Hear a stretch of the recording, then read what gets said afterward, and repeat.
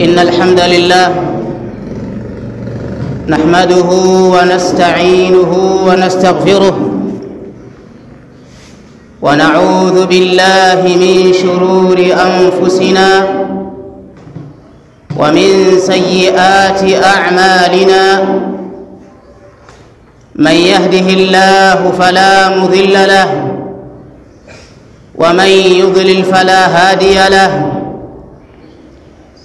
وأشهد أن لا إله إلا الله وحده لا شريك له وأشهد أن محمدًا عبده ورسوله يا أيها الذين آمنوا اتقوا الله حق تقاته ولا تموتن إلا وأنتم مسلمون يا أيها الناس اتقوا ربكم الذي خلقكم من نفس واحدة وخلق منها زوجها وبث منهما رجالا كثيرا ونساء واتقوا الله الذي تساءلون به والأرحام إن الله كان عليكم رقيبا يا أيها الذين آمنوا اتقوا الله وقولوا قولا سديدا يصلح لكم أعمالكم ويغفر لكم ذنوبكم ومن يطع الله ورسوله فقد فاز فوزا عظيما أما بعد فإن أصدق الحديث كتاب الله وخير الهدي هدي محمد صلى الله عليه وسلم وشر الأمور محدثاتها وكل محدثة بدعة وكل بدعة ضلالة وكل ضلالة في النار. معاشر المسلمين، أوصيكم ونفسي بتقوى الله عز وجل فإنه قد فاز المتقون. إخوة الإيمان، baada ya kumhimidi Allah subhanahu wa ta'ala na kumtakia sala na salam mtume wetu Muhammadin sallallahu alayhi wasallam, wiki iliyopita tuliahidi kwamba tutaelezea maana ya ugaidi kwa upana wake.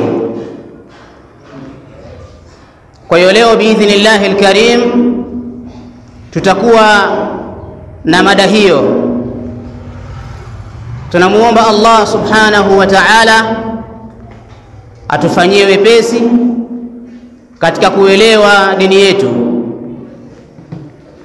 Na mada hii ni sambamba na yale ambayo yanaendelea katika ulimwengu, hasa katika nchi yetu ya Tanzania. Ayuha nasu ibadallah, kwa hakika mwenye kutafakari kwa makini na akachunguza na kuangalia kwa kina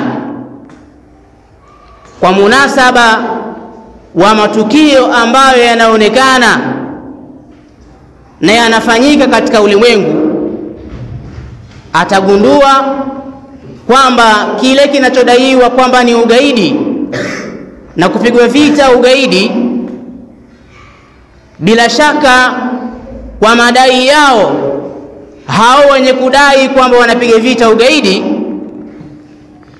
si ugaidi wa hakika na wala si ugaidi wa kweli ambao wanaupiga vita, bali tunabainikiwa kwamba wanachokipiga vita ni Uislamu na wala sio ugaidi kwa maana ya ugaidi. Kwa sababu ukiangalia matendo ambayo yanafanyika na yale ambayo tumeyashuhudia yakifanywa kwa malengo ya kisiasa, kwa malengo ya kiuchumi, watu wakafanya uhalifu, wakachoma nyumba za watu na wakafanya uhalifu wa kila aina. Haya bila shaka ni matendo ya kigaidi kama tulivyoeleza katika hutuba iliyopita, lakini hata siku moja huwezi kuwasikia hao waandishi wa habari na hao wanaodai kwamba ni watetezi wa haki za binadamu wakisema kwamba huo ni ugaidi na hao ni magaidi. Kwa hiyo utagundua kwamba kumbe ili jambo liwe ni ugaidi na ili watu wawe ni magaidi kwa upande wao ni pale watakapokuwa ni Waislamu wenye kufanya matendo kama hayo. Matendo yale ambayo yamefanyika tarehe 29 siku ya uchaguzi, matendo ya kihalifu, lau kama wangekuwa wameyafanya Waislamu chini ya kivuli cha Uislamu, dunia nzima ingesema kwamba huo ni ugaidi na hao ni magaidi. Kwa hiyo nasisitiza kwamba kile kinachodaiwa kwamba ni kupiga vita ugaidi sio kweli, na wale wanaodai kupiga vita ugaidi tokea zamani mpaka leo, hao watu sio wa kweli. Ukweli ni kwamba kinachopigwa vita ni Uislamu, au ugaidi utakuwa ni ugaidi utakapofanywa na Waislamu. Hebu angalieni ndugu zangu katika imani, kuna mwanasiasa mmoja amekuwa akizungumza kwa kinywa kipana kabisa na kujiamini, akatoa maneno makali, akaitukana serikali, bali akachochea na akasema wazi kwamba mwaka huu tunakwenda kukinukisha, na akasema kwamba akaahidi kwamba hata uchaguzi hautafanyika. Huyu bwana anajulikana na ameonekana wazi akisema. Hebu niambieni, lau kama msemaji wa maneno yale na vitisho vile, lau kama angekuwa ni Muislamu anayasema yale chini ya kivuli cha Uislamu, ingekuwaje? Dunia ingesemaje? Dunia ingefikia wapi? Wallahi wa billahi wa tallahi, lau kama msemaji wa yale angekuwa ni Muislamu, yuko chini ya kivuli cha Uislamu, dunia nzima ingesema, Marekani wangesema na nchi nyingine wangesema kwamba huyo ni gaidi, na wangeishawishi serikali ya Tanzania imkamate, imtie ndani, bali kama ikiwezekana apotezwe. Kwa hiyo mpaka hapa mnaona kwamba wale wanaodai kwamba wanapiga vita ugaidi sio wa kweli, hao ni warongo, kwa sababu anachokifanya huyu bwana ni ugaidi wa wazi, na yeye alistahiki aitwe kuwa ni gaidi. Kwa hiyo leo katika hutuba yetu biidhnillahi taala tutaelezea maana ya ugaidi kwa upana wake, na tutaweka wazi kwamba ugaidi umegawanyika. Ugaidi una sura mbalimbali kama tutakavyokuja kuliweka wazi jambo hilo.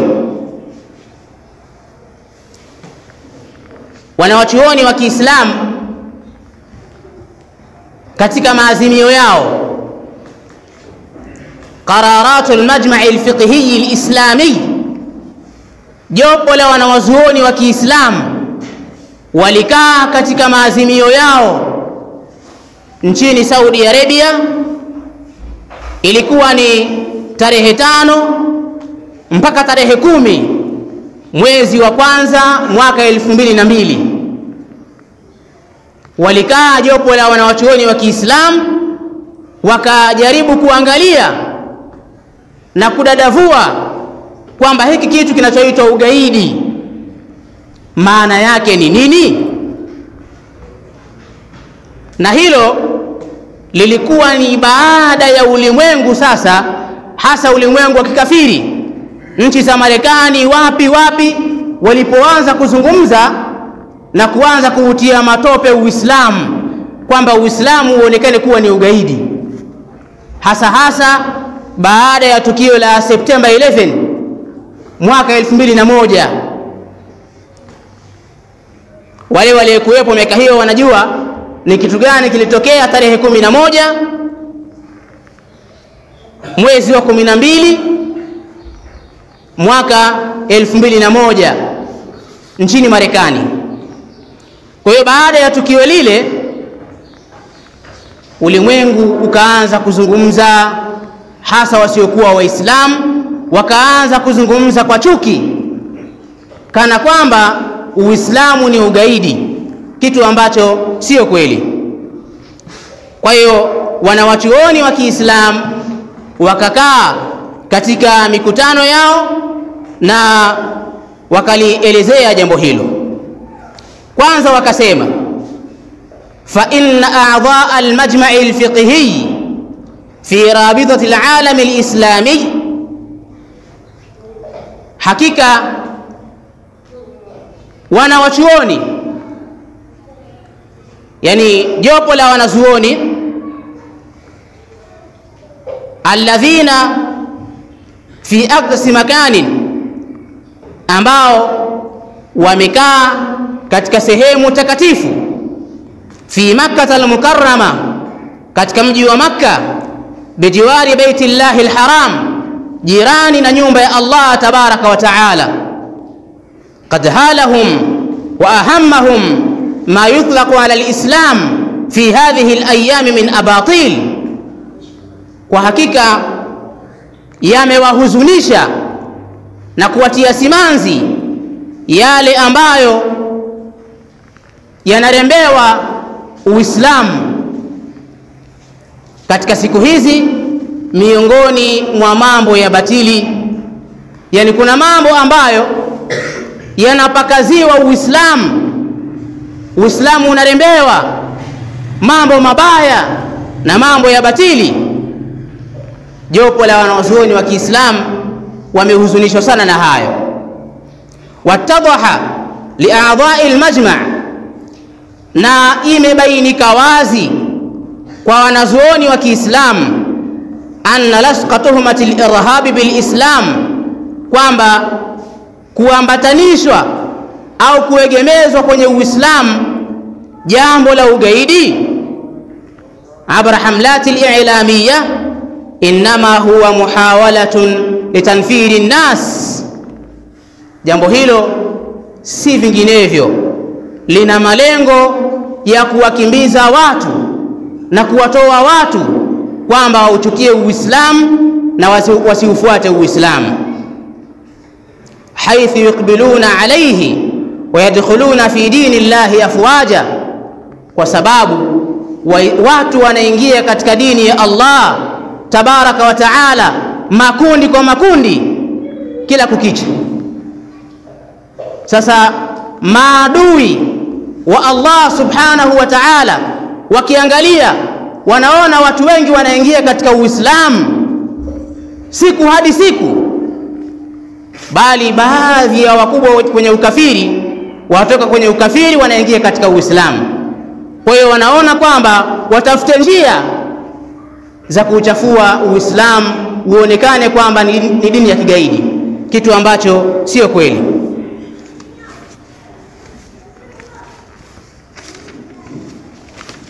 Naam, wabayanu fi siyaq raddihim ala al-iftira'i ala al-islam wa lasq tuhmati al-irhabi bihi anna al-irhaba dhahiratun 'alamiyya la yunsabu lidinin, na wamebainisha wanawachuoni wa Kiislamu katika maazimio yao, katika mlolongo wa kutoa majawabu dhidi ya tuhuma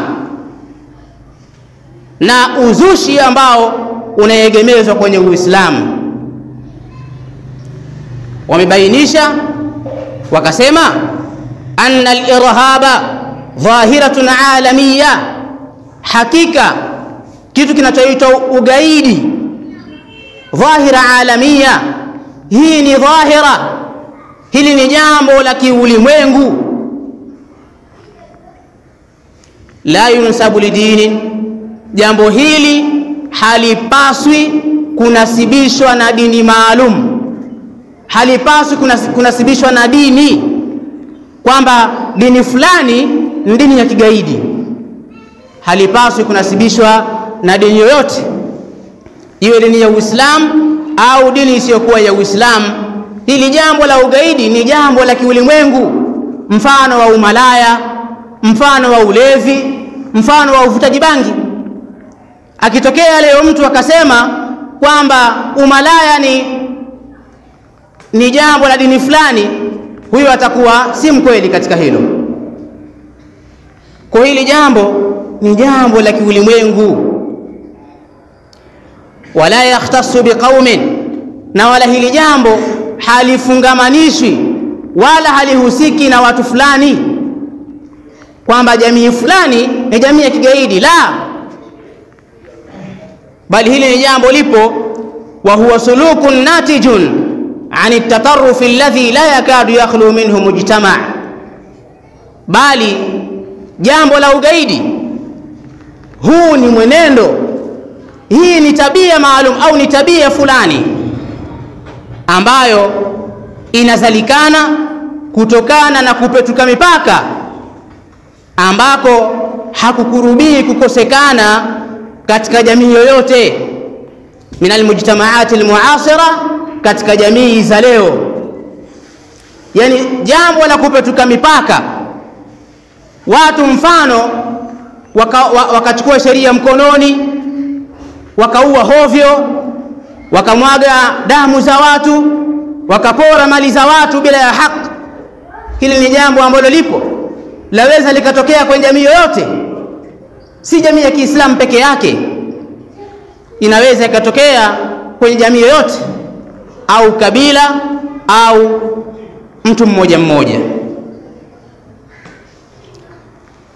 Wa awdahu anna at-tatarrufa yatanawwa, na wanazuoni wa Kiislamu katika maazimio yao wameweka wazi kwamba jambo la kupetuka mipaka, ima katika mauaji au katika mali za watu, jambo la kupetuka mipaka ni jambo ambalo kwamba latofautiana, huwa linakuja katika sura mbalimbali. Baina tatarrufin siyasiyin, kuna kupetuka mipaka kisiasa, wa tatarrufin fikri, kadhalika na kupetuka mipaka kifikra, wa tatarrufin diniyin, kadhalika na kupetuka mipaka kidini. Kwa hiyo jambo hili laweza likatokea katika uwanja wowote, kwenye uwanja wa siasa, kwenye uwanja wa fikra, kwenye uwanja wa dini. Halihusishwi jambo hili na jamii fulani peke yao au dini fulani, la.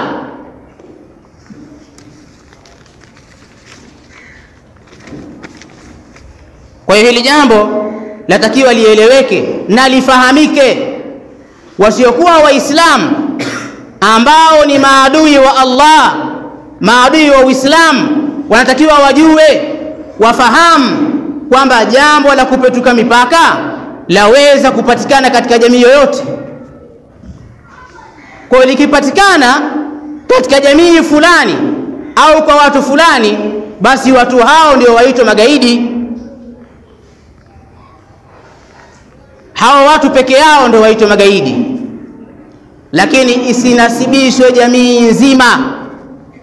Likitokea jambo hili kwa baadhi ya Waislamu, wakajitokeza kikundi cha watu au baadhi ya Waislamu wakafanya matendo mabaya, wakaua watu bila ya haki, basi wanasibishiwe jambo hilo wao kama wao, na wala sio dini ya Allah subhanahu wa ta'ala.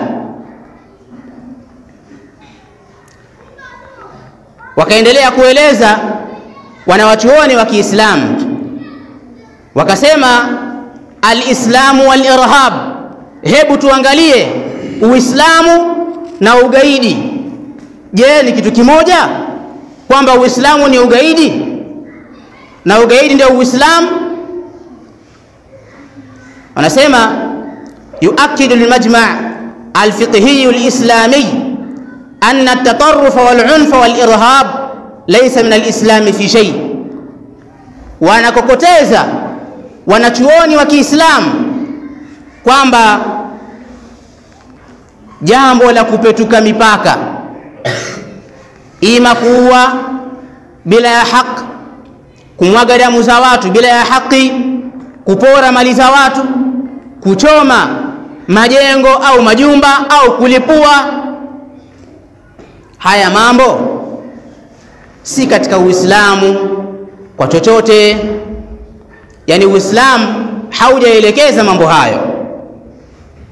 Laysa min al-islam fi shay wa annaha a'malun khatira, na hakika matendo hayo, matendo ya watu, mfano wakajitokeza baadhi ya watu wakaingia porini wameshika visu au wana mabomu yao wakaenda mahala wakalipua,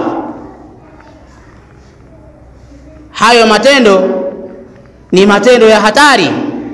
Laha atharun fahisha, yana athari iliyokuwa mbaya katika jamii. Wa fihi i'tidaa'un 'ala al-insan wa dhulmun lah, na ndani ya matendo hayo kuna kufanya uadui, kuna kuwadhulumu watu ambao hawana hatia. Wa man ta'ammala masdarai ash-shari'a al-islamiyya kitabillahi wa sunnati nabiyhi sallallahu alayhi wa sallam falan yajida fihima shay'an min ma'ani at-tatarrufi wal-'unfi wal-irhab, na atakayezingatia, atakayechunguza kwa kina chimbuko la sheria ya Uislamu, Qur'an na sunna za Mtume sallallahu alaihi wasallam, hatokuta ndani yake chochote katika maana za ugaidi. Hakuna katika Qur'an wala katika sunna chochote ambacho kina maana ya ugaidi na kupetuka mipaka. Alladhi yani al-i'tida' ala al-akharin, jambo ambalo au ugaidi ambao unamaanisha kuwafanyia uadui watu wengine bila ya haki. Kwa hiyo watu wanatakiwa walitambue jambo hilo kwamba Uislamu hauna mafungamano na matendo ya kigaidi yanayofanywa na baadhi ya watu wenye kujinasibu na Uislamu. Uislamu uko mbali na matendo hayo. Kwa hiyo kusema au kutoa maelezo yanayoashiria kwamba Waislamu ndio magaidi au Uislamu ni ugaidi, huku ni kuwakosea Waislamu na huku ni kuikosea dini ya Allah subhanahu wa ta'ala. Kama vile ambavyo wakitokea baadhi ya wasiokuwa Waislamu, ima Wakristo au Mayahudi, wakafanya matendo wakaua bila haki, itakuwa si sawa sawa kusema kwamba Ukristo ni ugaidi, bali wataambiwa hao waliofanya hayo matendo hao ndio magaidi. Sasa leo yashangaza, leo yastaajabisha, matendo yanafanywa ambao ni ugaidi wa wazi kabisa, lakini ulimwengu hausemi kwamba huo ni ugaidi. Lakini cha ajabu kabisa, ulimwengu unasimama kuilaumu serikali ya nchi hii iliposimama kupambana na hao magaidi waliochoma mali za watu, ikasimama kupambana nao, kuzuia uharibifu wao. Eti dunia inasimama kuilaumu serikali ya Tanzania kwamba imetumika nguvu kubwa, sijui hivi, hawakuwa na haki kufanya hivyo. Subhanallah, Uko wapi uadilifu? Uko wapi uadilifu? Katika dini yetu wakitokezea watu walio chini ya mtawala ambaye ashapita, majeshi yako chini yake tayari, ashapita, ashakuwa ni mtawala wao, wakitokezea watu wakampinga, wakaipinga serikali yake, bali wakataka wafanye uasi, wakataka wampindue, na istoshe wakaanza kufanya matendo ya kiharamia, wakaanza kufanya ufisadi, wakachoma mali, wataka waue watu. Katika dini yetu sheria yamruhusu mtawala kupambana nao, hata ikitokezea kuwaua, kwa sababu wanahatarisha amani ya sehemu yao. Na ukirejea katika historia ya Kiislamu utaliona hilo. Katika zama za Ali bin Abi Talib radhiyallahu ta'ala anhu ardhah, baada ya Ali bin Abi Talib kutawazwa kuwa yeye ndiyo kiongozi, yeye ndiye mtawala, walitokea watu wanaitwa Khawarij, wakamkosoa Ali bin Abi Talib, bali wakamkufurisha Ali bin Abi Talib, wakasema kwamba hatendi haki. Wakajitenga, wakakaa pembeni, wakawa dhidi yake, bali wakaanza kufanya matendo ya kiharamia, wakaanza kufanya ufisadi, wakaanza kuua watu. Ali bin Abi Talib akasimama, akaamrisha majeshi yakaenda kupambana nao. Lakini kabla ya kupambana nao, Ibn Abbas radhiyallahu ta'ala anhuma akamwambia Ali bin Abi Talib, subiri kwanza. Ibn Abbas akawafuata wale makhawarij, aende kuongea nao, akawapa nasaha, akawaelezea, akawaelekeza yale wanaodai, walikuwa na madai yao wao ambao walikuwa wanapinga kwa Ali bin Abi Talib. Akawaambia, leteni hoja zenu. Wakaleta madai yao. Kama hivi leo watu wanadai kwamba kuna kadha, kuna kadha, kuna kadha, ndio maana tunataka tumpindue huyu. Kwa Ibn Abbas akawaambia, leteni hoja zenu. Wakaleta hoja zao. Ibn Abbas akawajibu hoja zao moja mpaka mwisho. Walikuwa ni watu 6,000. Wakatoka miongoni mwao watu 2,000 wakamuelewa Ibn Abbas, wakaachana nao wale. Watu 4,000 wakasema hapana, sisi hatumtambui Ali bin Abi Talib kuwa ni kiongozi. Ali bin Abi Talib akatuma jeshi akaenda kuwasambaratisha. Lakini baada ya wao kuanza kufanya ufisadi, kwa hili ni jambo ambalo lipo, serikali inaposimama kupambana na watu wenye kuleta ufisadi katika nchi, wenye kuleta uharibifu katika nchi, wavunja amani, waharibu vitu, hili ni jambo ambalo ni sawa sawa kabisa, wala serikali hailaumiwi katika hilo. Hata kama ikitokezea kwa bahati mbaya baadhi ya watu ambao hawana hatia wakauawa, maana ikitokea vurugu kuna watu wanaweza kuuawa pale watakapokuwa wameingia katika mkumbo. Kwa serikali haina makosa katika hilo. Sasa inakuwaje leo dunia, nchi za makafiri huko wanasimama na kuikosoa serikali ya Tanzania kwamba haikuwa na haki ya kupambana na wale magaidi? Wale sio waandamanaji, wale ni magaidi. Lakini na baadhi ya waandishi wa habari na baadhi ya watu wanaodai wanaharakati nao wanasimama hivyo hivyo kuikosoa serikali ya Tanzania. Lakini wanaharakati hao hawakusimama pindi yaliposimama majeshi ya Amerika kule kufanya ufisadi. Tukio la September 11 ambalo walitokea baadhi ya watu wanadai kwamba waliofanya tukio lile walikuwa ni Waislamu, walipokwenda kulipua jengo la Amerika kule. Kilifuatia nini baada ya hapo?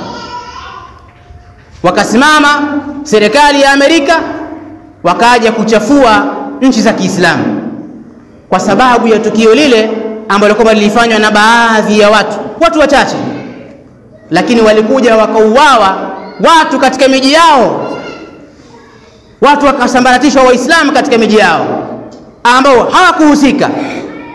Mbona hawakusimama hawa wanaojiita wanaharakati wakamkosoa Marekani? Kwa hiyo hii inatupa picha na kutuonesha kwamba kumbe ugaidi utakuwa ni ugaidi ukifanywa na Waislamu, lakini matendo hayo wakiyafanya watu wengine kwenye kivuli cha siasa hawasemi kuwa ni ugaidi. Sasa ndio mambo gani haya?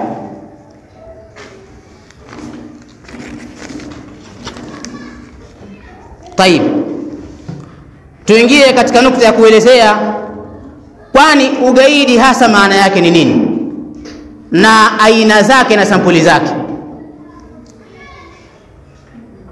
Jopo la wanachuoni katika maazimio yao wakatoa taarif, definition ya maana ya ugaidi. Neno ugaidi ni Kiswahili, kwa Kiarabu inaitwa al-irhab,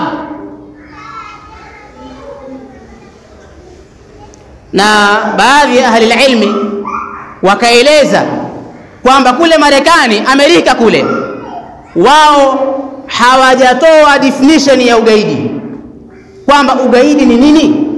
Wao hawajatoa, wameliacha neno tu la ogelea hewani, halijulikani maana yake nini, kwa sababu wanajua nyuma ya pazia kuna nini. Wakieleza ugaidi ni nini, nao pia wataingia katika maana hiyo. Kwa hiyo definition au taarifu ya ugaidi wanaeleza wanachuoni katika maazimio yao, wakasema al-irhabu huwa al-udwanu alladhi yumarisuhu afradun. Neno ugaidi maana yake ni uadui, ni uadui ambao wanaofanya mtu mmoja mmoja au jamaatun au vikundi au dualun au dola au serikali. Narudia, ukisikia ugaidi maana yake ni uadui ambao wanaufanya mtu mmoja mmoja. Kwa hiyo ugaidi unaweza ukafanywa na mtu mmoja bila kujali ni Muislamu au sio Muislamu. Kwa hiyo ugaidi ni uadui ambao hufanywa na mtu mmoja mmoja au vikundi vya watu, kama vile mfano vyama. Leo si mmeshuhudia wenyewe chama, kuna baadhi ya vyama vya upinzani vinahusika katika haya mambo ambayo yamefanyika, na wao pia wameingia katika hayo. Kwa hiyo nao pia wamefanya ugaidi, nao wana haki ya kuambiwa kwamba nao ni magaidi.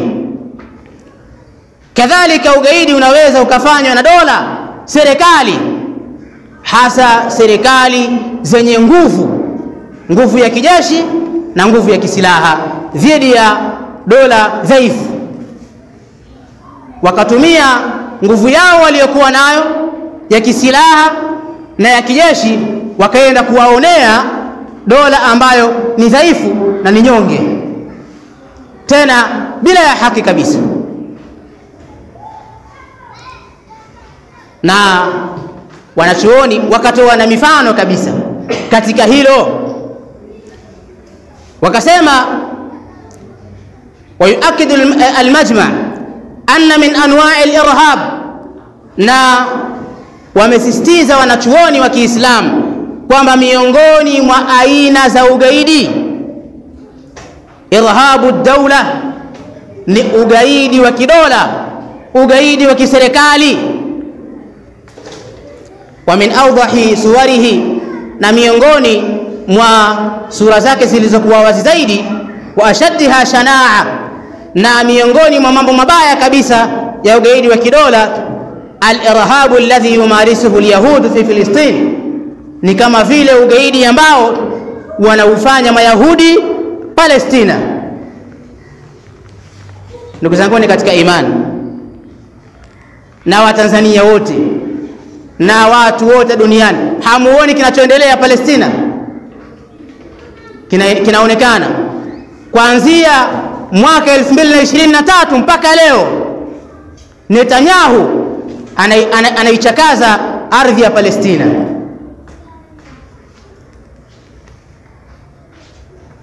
Ni miongoni mwa sura zilizokuwa wazi kabisa za ugaidi wa kidola au ugaidi wa kiserikali.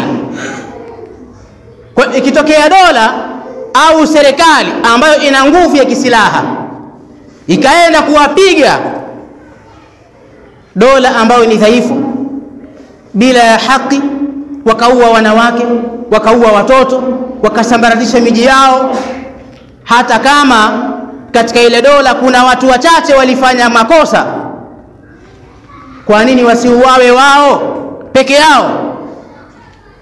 Badala yake wanauawa watu wa mji mzima, wanauawa watu wa nchi nzima, miji inavunjwa, majumba yao yanavunjwa, bali watu wakatiwa katika dhiki ya njaa na tabu. Kwa hiyo kumbe una ugaidi mpaka wa kiserikali, ugaidi wa kidola. Mbona hatusikii hao waandishi wa habari wakisema kwamba Netanyahu ni gaidi? Mbona hawasemi? Wamenyamaza kimya. Lakini angelikuwa ni Muislamu wangetanua vinywa vyao wakasema ule ni ugaidi na yale ni magaidi. Wallahu a'lam.